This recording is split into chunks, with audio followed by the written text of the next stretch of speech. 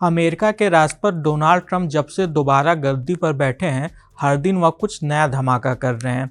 आज भी 3 फरवरी को उनके एक फैसले से पूरे ग्लोबल मार्केट्स में खलबली मची रही।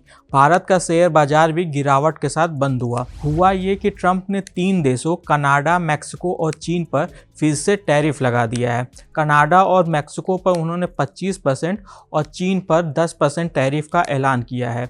इससे आज पूरा ग्लोबल शेयर मार्केट्स कांप गया। लेकिन यहाँ असल सवाल ये है कि आखिर भारत पर और ख़ास तौर से भारत की इकोनॉमी और उसके शेयर मार्केट पर ट्रंप के इन ऐलानों से क्या असर पड़ेगा? क्या इसमें नुकसान होगा या फिर कुछ फ़ायदे वाली भी बात है? आइए जानते हैं पूरी खबर विस्तार से। नमस्कार, मैं हूं विक्रांत और आप देख रहे हैं money control Hindi. Donald Trump के फैसले का भारत पर 2 बड़ा असर पड़ सकता है। इसमें एक खबर अच्छी है और दूसरी खबर बुरी।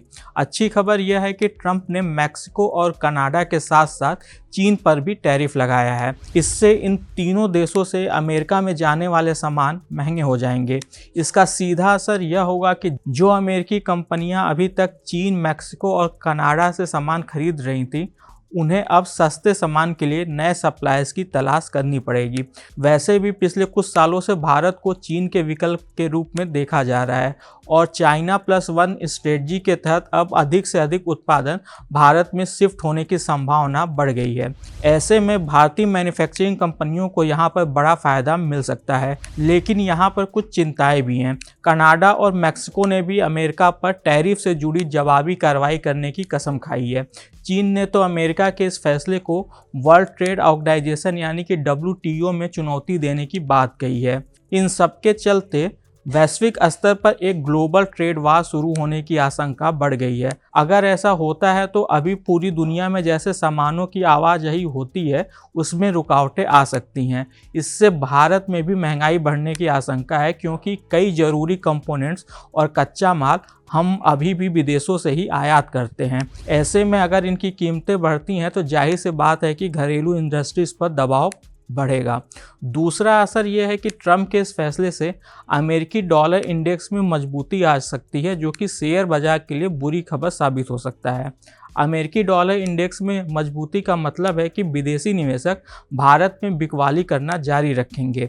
जब डॉलर मजबूत होता है तो विदेशी निवेशक भारत जैसे इमर्जिंग मार्केट से पैसा निकालकर अमेरिकी एसेट्स में निवेश करते हैं। यही कारण है कि भारतीय शेयर बाजारों से लगातार बिकवाली देखने को मिल रही है। अक्टूबर से अब तक विदेशी निवेशक भारतीय शेयर बाजारों से करीब 2.6 लाख करोड़ रुपए की निकासी कर चुके हैं। अगर डॉलर इंडेक्स मजबूत बना रहता है तो यह ट्रेंड आगे भी जारी रह सकता है। इस सबके बीच भारतीय रुपए की वैल्यू में गिरावट भी एक अहम मुद्दा है। सितंबर से अब तक डॉलर इंडेक्स 100 से बढ़कर 110 तक पहुंच गया है। वहीं पर इस दौरान भारतीय रुपया भी 83.8 से गिरकर 87.16 के ऐतिहासिक निचले स्तर पर आ गया है।